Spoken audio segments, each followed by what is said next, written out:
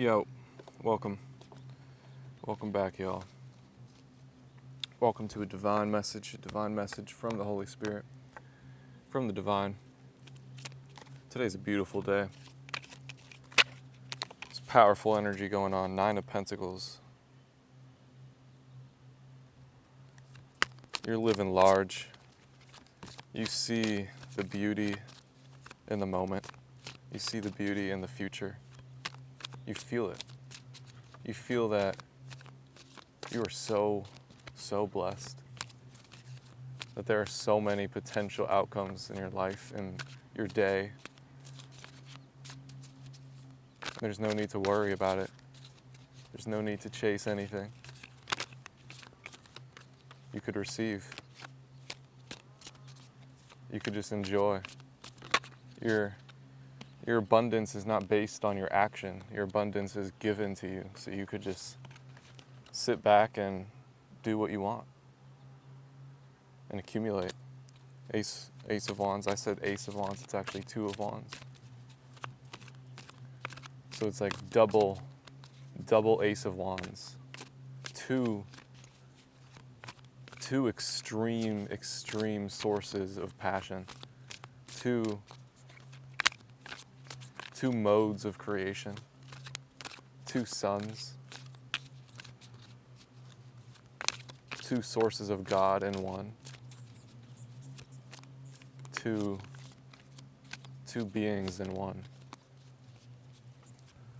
So, 2 swords. Okay. So you are a multi-dimensional being. You have evolved past this universe. And you're actually attracting things from beyond this universe. You're attracting things from other universes. You're attracting things from the multiverse.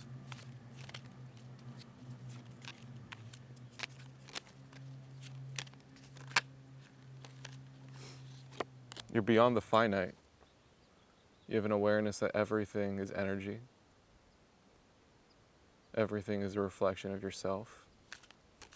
So when you evolve beyond a certain point, things start to get a bit crazy. Things start to really tailor to you because you're aware of it. Okay.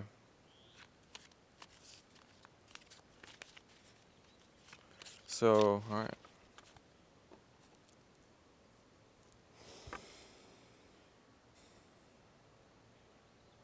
So part of you just doesn't want to think about it.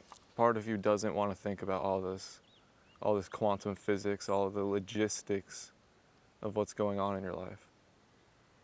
And that part of you is the reason why you're here. That part of you is what has been evolving you. The part of you that doesn't care to think about it. The part of you that doesn't care to explain it, care to justify it. The part of you that just wants to keep moving. You want to keep feeling. You want to keep adventuring. You want to keep feeling God. You want to keep feeling the presence of God. Keep feeling the awesome synchronicity. Keep feeling what blows you away and not think about it. Not think about why. But you do have this part of you that does think about why. That loves to think about why. And you're actually enjoying this part of you. You're accepting this part of you. You're not trying to kill it off. You're not saying, please go away. Please leave my mind. You're accepting it and letting it be and just listening to it. Because you might find that this part of you, this voice, it's very childish. It could be very old. It's like, okay, that's an old way of thinking. Even if it's super sophisticated and scientific, it's still immature to your higher self. So how are you balancing this? Meditating. You're saying, okay, I'll work with it. And your spirit guides are very much encouraging you to meditate, because that way you circulate these thoughts instead of letting it just sit there. And you could just observe it and allow it to fade away. So when you meditate, you start to have a clear depiction of what is a past ego identity, which comes from force, and what is spirit. Because I'm speaking to somebody who is a fortune teller, who is incredibly tapped in, an incredible psychic, an incredible artist, an incredible artist of the fire element. So you can tap in to spirits. You can communicate to spirit guides. You can listen to them. And this power comes through meditation. You start to see the clear depiction between your mind and spirit, both of which are of the mind, really. What you're hearing from your spirit guides, it's also of the mind. It's also an ego. It's a past ego. It's a perspective. So what is of words, what is of direct direction, is of the ego. But it doesn't make it bad. Just because it's of the ego doesn't make it negative. You could find gold in an ego. You could find gold in what an ego has to say. So that's what you're doing. You're not discarding the ego. And that's what stops a lot of psychics, because they become fearful of the ego. But you are seeing the ego as a gift, the ego as a tool, as a mode of intel. When you listen to an ego, it's no different than reading a book or watching a show. And you might find that the two actually correlate. What you listen to in your meditation probably ends up correlating to what you're listening to in music or in a movie.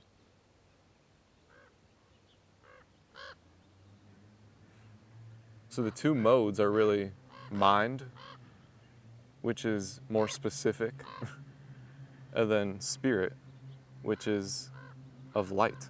It's vague. It's nothing. It's just a feeling.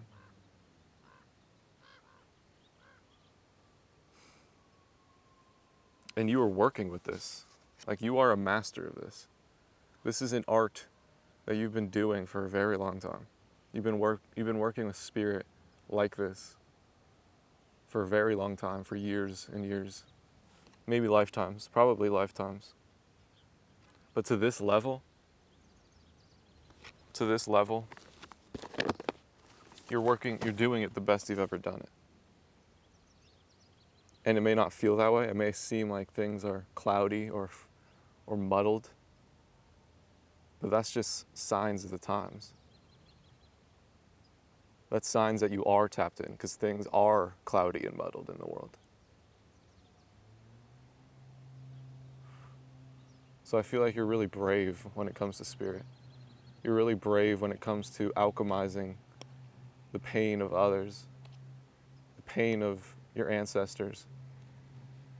You don't just ignore it.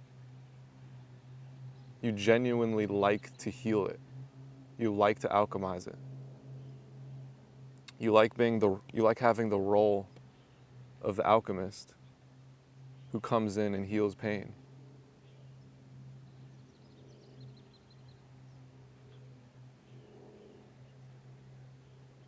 So you enjoy the discovery of the ego.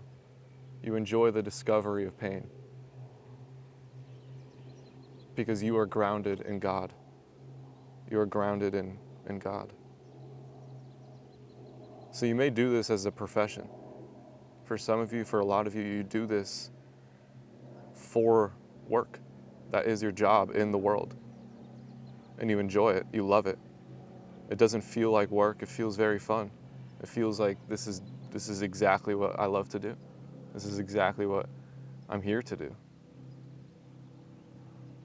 Like this mode, this avenue of how you do this, it's making more impact than anything else that you do on yourself and in others. So Spirit is saying you are tapping in. You are on the grind. The current energy is that you are on the grind. You are enjoying it. You are in the flow state. You are an emperor. You're doing your thing to the best of your abilities. That's what you're doing right now. Beautiful. Beautiful stuff. This energy is more in love with the moment. Much more in love with the moment and not even worrying about the future. Like, sure, we have the future in mind. Sure, we could feel some aspects of the future. But when has predicting the future really ever done anything for us? You're more focusing on the moment, more focusing on the current energy, what you're feeling right now, and allowing the show to play, allowing the reality to play out. And instead of obsessing over the future, you are just aligning yourself so you can get the best outcome for the future.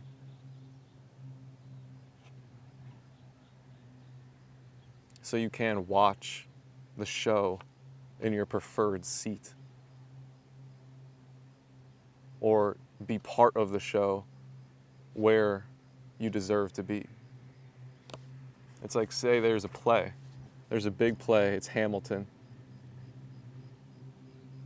Do you want to be front row? Do you want to be in a really good seat? Do you want to be right in the middle?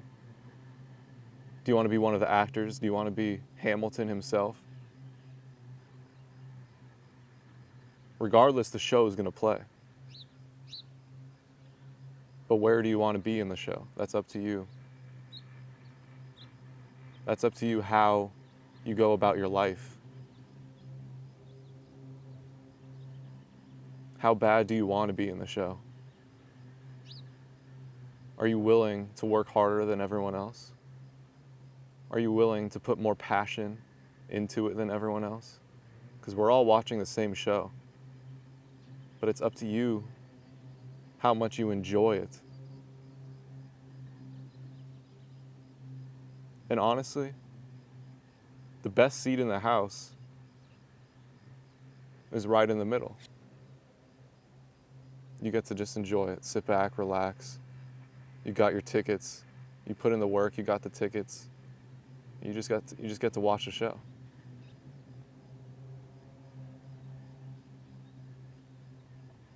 You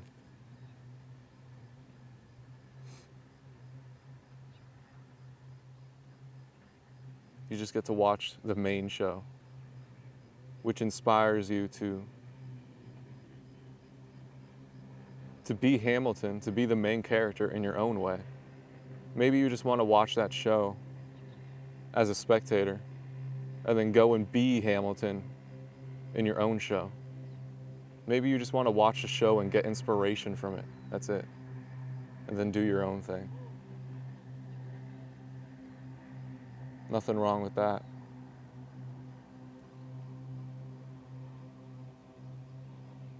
Beautiful. Heart. Love, deep affection, and caring. Nice. Justice. Justice. Nice.